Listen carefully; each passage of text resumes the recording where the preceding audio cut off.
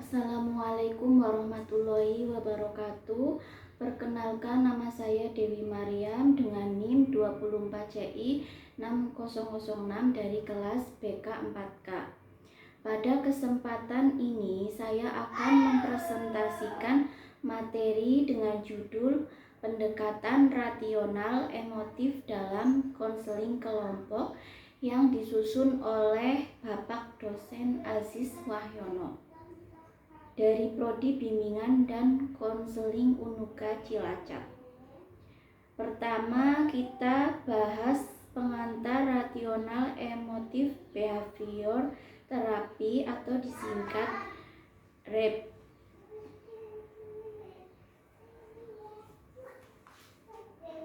Definisi dan sejarah REP. Pelopor intelektual. Pendekatan ini dikembangkan oleh Albert Ellis pada pertengahan 1950-an sebagai bentuk protes terhadap psikoanalisis yang dianggap kurang efisien, dengan menekankan bahwa emosi berasal dari pemikiran manusia itu sendiri. Kemudian fokus kognitif perilaku. REP merupakan terapi perintis yang menggabungkan elemen kognitif, emosional, dan perilaku untuk membantu individu memahami bahwa gangguan emosional disebabkan oleh cara mereka menginterpretasikan peristiwa. Metodologi aktif direktif. Berbeda dengan terapi pasif, REP menggunakan pendekatan yang aktif dan edukatif, di mana konselor secara langsung membimbing klien untuk membongkar distori kognitif yang merugikan. Konsep dasar manusia dalam REP meliputi karakteristik kognitif, kecenderungan biologis, dan hubungan pikiran dan emosi. Karakteristik kognitif yaitu manusia memiliki potensi untuk berpikir secara rasional dan irasional yang secara langsung mempengaruhi emosi serta perilaku mereka. Kemudian kecenderungan biologis. Individu cenderung mempertahankan pola pikir yang merusak dari diri sendiri, namun memiliki kapasitas bawaan untuk mengubah cara berpikir tersebut. Sedangkan hubungan pikiran dan emosi itu gangguan emosional manusia sebagian besar disebabkan oleh keyakinan yang tidak logis terhadap peristiwa atau suatu pengalaman tertentu. Kemudian ada tujuan konseling kelompok REP. Tujuan konseling kelompok REP meliputi mengubah pola pikir irasional, mengidentifikasi dan mengganti keyakinan yang merusak diri sendiri dengan logika yang lebih rasional dan konstruktif. Kemudian mengembangkan penerimaan diri, yaitu membantu anggota kelompok untuk menerima diri mereka sendiri meskipun memiliki kekurangan dan kegagalan secara emosional. Yang terakhir yaitu meningkatkan toleransi frustasi. Toleransi frustasi yaitu melatih individu agar lebih tangguh dalam menghadapi suatu kesulitan hidup tanpa reaksi emosional yang berlebihan. Jadi, dalam meningkatkan toleransi frustasi, kita harus melatih diri dalam menghadapi suatu kesulitan hidup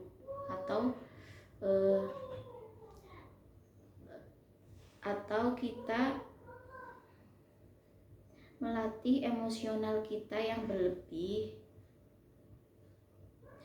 supaya dapat ditoleransi. Yang kedua ada kerangka kerja model ABCDE. Analisis kejadian ABC, identifikasi peristiwa. Konselor membantu anggota kelompok membedah activating event. Yaitu fakta atau situasi yang nyata yang dapat memicu tekanan emosional sebelum mereka memberikan interpretasi pribadi. Kemudian evaluasi keyakinan. Anggota kelompok diajak untuk mengenali belief B yang bersifat irasional seperti tuntunan absolut atau generalisasi berlebihan yang muncul secara otomatis terhadap peristiwa tersebut. Penilaian konsekuensi, yaitu menjelaskan konsekuensi, yaitu C, berupa reaksi emosional negatif atau perilaku meladatif yang timbul sehingga anggota memahami hubungan langsung antara pikiran dan perasaan mereka. Kemudian proses disclosing atau D, menantang keyakinan irasional secara logis untuk membantu klien mengidentifikasi distorsi kognitif yang mendasarinya. Kemudian ada behavioral disputing, yaitu memberikan tugas perilaku spesifik untuk menguji kebenaran keyakinan irasional melalui pengalaman langsung lapangan. Cognitive disputing menantang keyakinan irasional secara logis untuk membantu klien mengidentifikasi distorsi kognitif yang mendasarinya. Kemudian behavioral disputing memberikan tugas perilaku spesifik untuk menguji kebenaran keyakinan irasional melalui pengalaman langsung di lapangan. Kemudian ada emotional disputing, yaitu menggunakan teknik imaginer untuk membantu klien merasakan emosi alternatif yang lebih sehat dan fungsional. Kemudian ada pengembangan efek kognitif baru atau A, restrukturisasi pola pikir, menggantikan keyakinan irasional yang merusak diri dengan filosofi hidup yang lebih adaptif dan rasional. Peningkatan ketahanan emosional, mengembangkan kemampuan individu untuk merespon tekanan lingkungan dengan reaksi emosi yang lebih stabil dan terkendali. Jadi peningkatan ketahanan emosional itu adalah kemampuan individu dalam merespon tekanan lingkungan dengan reaksi emosi yang lebih stabil dan terkendali.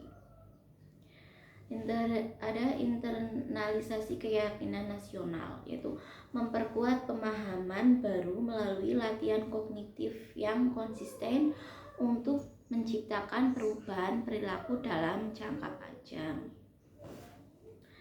Kemudian yang ketiga ada teknik dan prosedur dalam konseling kelompok.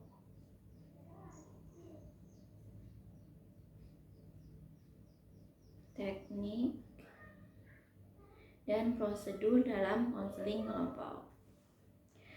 Teknik kognitif edukasi psikologis konselor memberikan pemahaman mendalam kepada anggota kelompok mengenai hubungan antara pikiran irasional dan gangguan emosional, sehingga mereka dapat mengenali pola pikir yang merugikan diri sendiri. Kemudian biblioterapi, yaitu penggunaan materi bacaan atau literatur yang relevan untuk membantu anggota kelompok memperoleh wawasan baru secara mandiri, yang kemudian didiskusikan bersama untuk memperkuat pemahaman kognitif mereka. Penghentian pikiran, strategi untuk menginstruksikan anggota kelompok agar secara sadar menghentikan arus pikiran negatif atau destruktif saat muncul, kemudian menggantinya dengan pernyataan diri yang lebih logis dan konstruktif. Kemudian ada teknik emotif, meliputi sisiodarma, drama, latihan menyerang rasa malu, kemudian imajinasi rasional emotif. Saya akan menjelaskan satu persatu.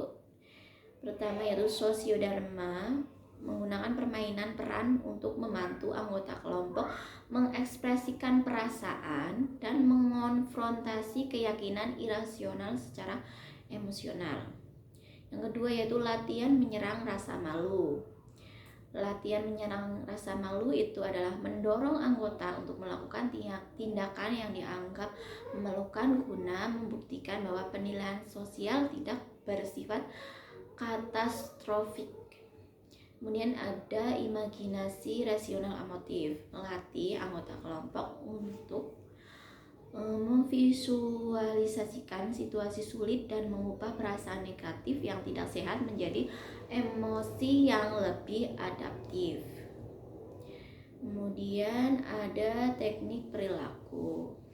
Teknik perilaku yaitu meliputi desensitisasi sistematif, yaitu mengurangi respon kecemasan dengan menggabungkan teknik relaksasi dan paparan bertahap terhadap situasi yang dapat memicu stres. Kemudian ada latihan asertif, yaitu mengembangkan keterampilan komunikasi interpersonal agar anggota kelompok mampu mengekspresikan hak dan perasaan secara jujur tanpa melanggar hak orang lain.